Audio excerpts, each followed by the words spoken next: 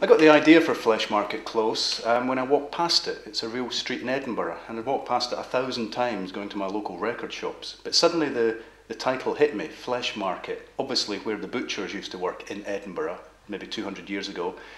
But I was wanting to write a book about who we are, about asylum seekers, immigrants, how we come to be this way, are we racist? All these big questions that were going through my mind.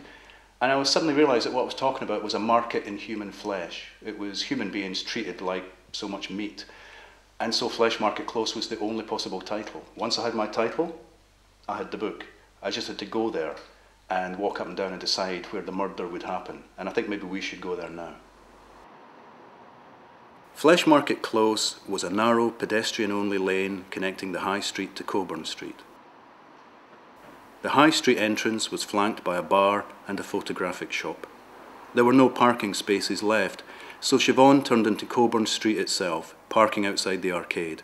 They crossed the road and headed into Fleshmarket Close. This end, its entrance boasted a bookmaker's one side and a shop opposite selling crystals and dream catchers. Old and new Edinburgh, Rebus thought to himself. The Coburn Street end of the Close was open to the elements, while the other half was covered over by 5 floors of what he assumed to be flats, their unlit windows casting baleful looks on the goings-on below. There were several doorways in the lane itself. One would lead to the flats and one, directly opposite, to the bodies.